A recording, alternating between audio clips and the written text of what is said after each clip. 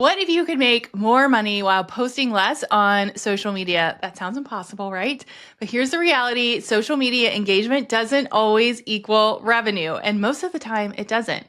So in this very special Crush the Rest series, Behind the Algorithm, we are breaking down on episode 2, why posting daily isn't a business strategy and what actually makes you money. The biggest myth to keeping you stuck in the Instagram first marketing strategy, where your dream clients really are, hint they're searching for you, not scrolling for you, and the 3-part framework to make marketing smarter, not louder. So hit play to learn how to build a business that grows without spending all day on Instagram.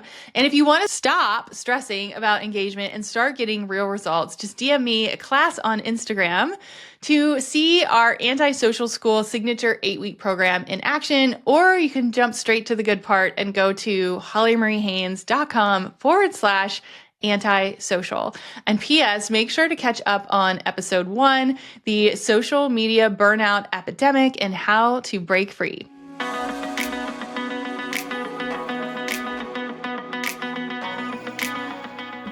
Welcome back to Beyond the Algorithm. This is episode 2 in a 5-part series where we're talking about the social media burnout epidemic and how to scale better and faster without relying on social media. So I encourage you, if you're just getting started, to go back and listen to episode 1, where we're talking about what the social media epidemic is, how to see if there are signs that you might be burnt out on social media, and a few key tips to start building a business that is not reliant on the algorithm. So today we are talking about more money, less posting. And let's just have a real talk for a minute. So if I told you that you could make more money while posting less on social media, would you believe me? Right? Maybe? I don't know. Or would you be like, okay, Holly, but show me how? Because I get it. Social media has trained us to think that constant posting equals success, and that if you show up daily, the more that you work, the more successful you will be. But somehow this is not the case, right? And so I really want to blow up that myth. I do not believe that more work equals more success. I do not believe that if you post more, you will make more money. I do believe that there is a strategy behind every business that is super personal and super organic that will help you make more money if you slow down to think about what that is for you. And so in this episode, we're getting into social media engagement and why that does not equal more revenue. What I call the mean girls moment that made me realize that daily posting was optional and why that is way better for our life priorities-based business, aka my kids don't see me on my phone all the time. The actual revenue generating platforms that will work while you sleep, right? And the 3-step framework for marketing smarter, not necessarily louder, right? So really leaning into that feminine business model. And because most profitable businesses in 2025, guess what? They're email first, not social first. So you can just stop right there. You need an email list and it should be your priority. Or I'm actually hosting a lot of my clients in our house here in a couple of weeks. And I wrote down the note, if you are not thinking about your email list every single day, then you are not focused on the right things. So let's get into it. Here's the truth bomb, right? Social media engagement does not always equal revenue. So you could totally have something go viral, right? Like I had a coaching client, a friend who had 15,000 followers. Her post went viral, but guess what? It did nothing. I mean, she got some views for it, right? But nothing happened. No new sales, no new revenue. So her Instagram was like amazing, but no new revenue.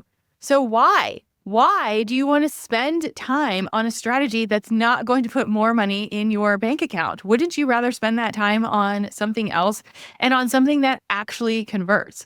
And so what we did in this case is built an email funnel, nothing fancy. So the next time when something went viral, we have a place to point people to. We have a welcome sequence, we have weekly emails, and within months, guess what? Sales tripled. Because we're pointing people back to our home base that we talked about last week, and we did not do anything different with her posting schedule. In fact, now she can step away from social media and does not have to worry about using it to close sales. So in this case, social media is great for visibility, but not to close sales. We added in the email strategy. and that hub and spoke model that we talked about last week. And we're now posting less. We're still visible and we're magically getting more clients. Not magically, because there is a strategy behind it. So if you're following along and you're like, okay, Holly, I know that I need an email list. You know that iconic scene in Mean Girls when Katie Heron finally understands the high school social hierarchy and is like, oh, I don't actually have to play this game, right? This is me when I realize that daily posting is a choice. It is not a requirement. If you are feeling overwhelmed, unplug yourself. It is okay. My favorite quote is, everything works better when you unplug it. Step away. It is amazing how much time you're going to get back from 24 hours, 48 hours without social. So, I think it's just proof is in the pudding. So you hear me say it, but also let's take a really big case study. Let's look at Marie Forleo, right? She barely posts on social, but her email list and SEO content make her millions every single year. Why? Because she's not chasing engagement. She's using social as visibility. If she wants to post, she can. And she's focusing on owning her audience, which is exactly what you need to be doing if you want long-term success. So if you're still following along and you're like, yes, okay, you've convinced me, Holly, I can take a break from social this weekend. I don't have to post 17 times. Let's talk about where your real revenue comes from. You have heard this before, but email marketing has the highest ROI of any marketing channel. $42 return for $1 spent, right? So we need to grow that email list. If you haven't listened to Ditch the Social Drama, which is at hollymariehaynes.com/social, I teach you how to do that and what to say and all the things. So that's number one. Number two is we want to think about SEO. With AI and how Google is now prioritizing things, SEO optimized blog posts are a big deal. They are long-term lead generators and they work. It is a long-term strategy. It is not a quick fix, but people will find you. And my favorite quote is, if I need to find something, I will Google it. My ideal client is Googling things. So why aren't we prioritizing what people are actually doing? I cannot tell you the last time that I searched a hashtag on Instagram, but I will search Google 4 or 5 times a day, right? So let's get there. And then YouTube and Pinterest, right? So searchable content works while you sleep. It lasts a long time. It doesn't go away. We can use SEO-friendly keywords. It's searchable. It's there. And then last but not least, and this is a whole nother podcast series, but let's talk about evergreen sales funnels, the power of email. So you're not constantly selling or not constantly having to post a post with a keyword, because we've got that going for us behind the scenes in email marketing where we can schedule the posts and none of this requires you to show up daily. And so my 3-part framework for marketing smarter, not louder, is this. Number one, and this is really helping you make the shift, right? The shift from thinking, I can't step away from social. My business is going to fail if I don't post 17 times a day. Let's think about it differently. Let's think about this. I can create once and repurpose everywhere. So this podcast episode, I'll turn it into a blog, an email, a Pinterest pin, a YouTube post, a LinkedIn post. Like the possibilities are endless. It's one piece of content, really good content, I think, multiple platforms, which is way less stress. Like I said in episode 1, I could care less if somebody sees my Instagram post because all of this content is doing so much more work in other places. Number 2, automate lead generation. So you're going to want to dig into your email list. Like I said, we chat about this more in Ditch the Social Drama. It's hollymariehaynes.com/social. And I want you to set up simple email sequences that do the work for you.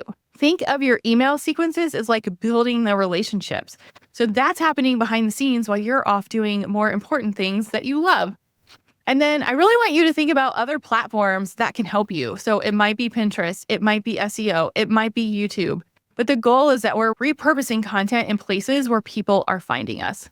And then last but not least, let's talk about AI. So let's use AI tools strategically. First and foremost, AI can help you brainstorm ideas. So if you have a really awesome podcast transcript like this or a blog post, use AI to give you ideas on how to repurpose it.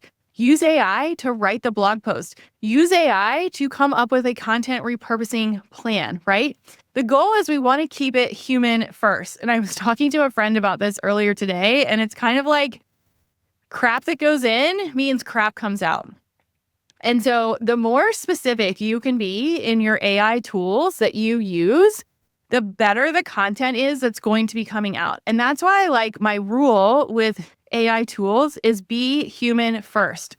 So I will load this podcast transcript into my AI tool and it's my words. So I am repurposing and I am brainstorming and I'm doing all the things with AI, but I'm using my words first, which makes it real, right? So it's not like coming up with something completely fake or something that you wouldn't say. Keep it human first. People buy from people, not robots. So I really want you to think about how you can use AI strategically to help brainstorm ideas, repurpose content, and streamline workflows. And hint, we have some really cool AI tools that are coming. So this is maybe your like Taylor Swift Easter egg to pay attention to Principal Paige and some of her friends that are going to be launched really, really soon. So think about AI and how it can help you work smarter, but keep it human first. So now it's your turn. We are almost through episode 2. I feel like the first 2 episodes have been jam-packed, but your homework is I want you to think of one thing you can do this week to start moving away from a social first strategy, right? How can you do this? So I want you to think about what is your long form content that you're going to write? What is something that you can create? Is it email? Is it a blog post? Is it a podcast episode? What does that look like? And if you need help figuring this out, you can just DM me the word class on Instagram and I'll show you exactly how Anti-Social School works in real time.